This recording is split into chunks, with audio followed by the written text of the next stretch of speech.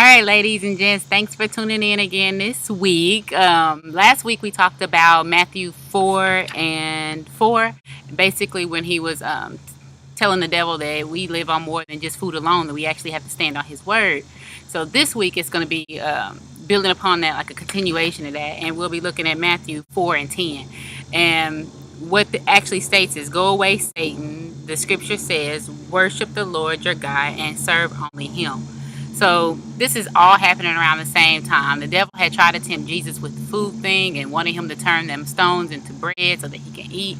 But then after Jesus defeated him in that, he didn't stop. And like, for real, that's the same way he does us. Like, he'll hit us with a temptation. We may win him. We may win him over, and we may not fall into that temptation or that trap that he has set. And we think that we've done something. But really, all we need to do is look for the next thing, because Satan is always trying to tempt us. He'll always try to do something else. So that's the same thing that he did with Jesus. So he said, all right, I didn't get him here. Let's try something else. So he took Jesus and he took him to the top of the mountain and told him to overlook the city and was like, look at this. All of this could be yours. Like all this shiny stuff, all of this. Who says you got to follow your father? You don't have to follow him. Follow me and I'll give you this whole city. And Jesus then was like, that's where that Matthew 14 came from. He's like, dude, just go away. Leave me alone. I don't need this. I don't need you. I worship my Father. My Father comes first. And with that, everything is his. He made all of this. So I don't need your city.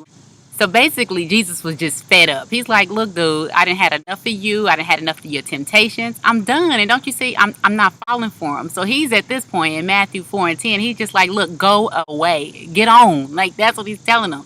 And like, that's what we have to tell him sometimes too. Like, look, we've had enough. Like, you keep trying to tempt us. You keep trying to tempt us. But no, I'm stronger than your temptations. And I can see past that. And like, that's just where Jesus was at. Just fed up with the dude.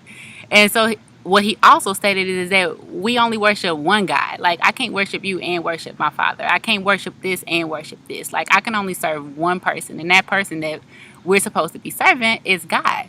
But not only, a lot of times when we think about worship, we think about just that one thing. We think about, I can't, we think about it in the realms of gods. But really, no, it's more than that. Like, it's whatever you put first.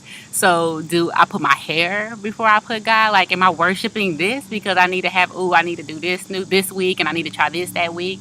Am I worshiping my shoes?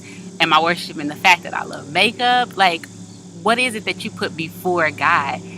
And honestly, a lot of times it can even be situations like our significant other, like our crush, like whoever it is. Are we putting that person before God? Like, short little testimony, I guess, is I remember when I was growing up and like after my father had passed away when I was 16, like that was my lowest point. So that was the point where the devil thought that he had me, like he had Jesus trying to turn that rock into stone. Like, he's like, dude, look, God didn't took away your father. He didn't took away this, but I can give you this. I can give you that. So it was never a time that I didn't have a boyfriend. It was like Satan was like, oh, look, here go another one. Oh, he ain't right here. Let me give you another one. Oh, he ain't got enough money. Let me try this one. So it was like he kept trying to tempt me to put these men before I put my God. And for a while, I have to admit, he had me. I was in that world. I was loving it. Always having the attention. Always having the nice things. But it had to come to a point where it's like, look, who am I worshiping?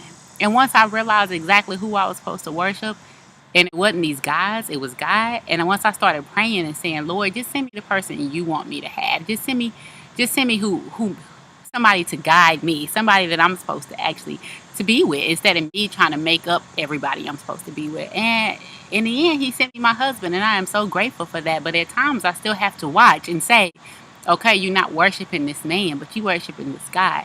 So once you get that man, ladies, we have to remember, yes, we prayed for him. Oh, Lord, send me this man. Send me this man. Then you get him, and then it's like, where'd she go? She gone. She didn't worship this man, and she didn't stop worshiping me. So we have to just remember to keep God as our forefront. He is the first place winner. He's the one that wants it all from us. And once we do that, everything else, I promise you, falls into place. So that's all I had for today. It was Matthew 4 and 10, where Jesus is telling the devil to just go away, and we are only supposed to serve one God, and that one God is Him.